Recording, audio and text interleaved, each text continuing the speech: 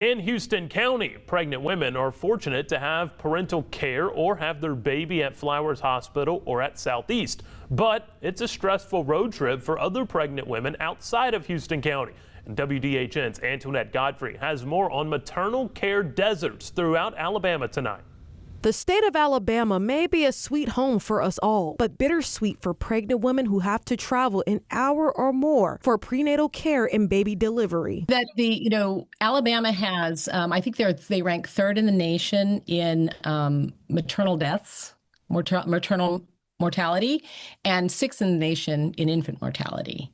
That's the consequence of being in a maternal healthcare desert, is that you're not getting care and patients don't have access to care. Over 1/3 of Alabama counties, including a few counties in the Wiregrass, are considered as maternal care deserts, meaning they lack hospitals offering obstetrics care or OBGYN doctors. Not only to deliver, if you think about it, it's also the whole prenatal process, all the prenatal care that you need. If you're driving 1-2 hours every time, that's a significant burden. And I think that there are women that'll just say, well, I'm just not going to do it then. I'm not going to go for prenatal care if every time I have to do it, I have to drive 2 hours, 3 hours.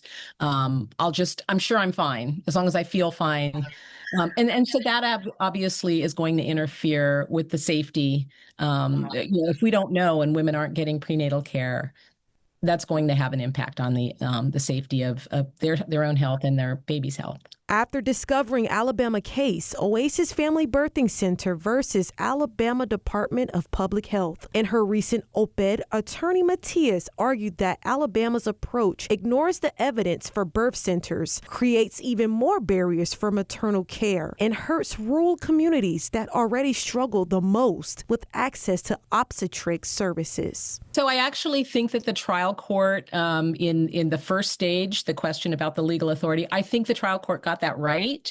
And the fact that at the Court of Civil Appeals, they reversed that, I think that was the wrong decision.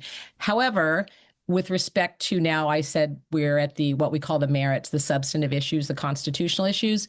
I do believe that under the claims are under both the Alabama Constitution and the federal Constitution. Attorney Matias says if pregnant women throughout Alabama want to see change in their maternal care, they need to speak up and be heard from their state legislator. Reporting in the Wiregrass, Antoinette Godfrey, WDHN News.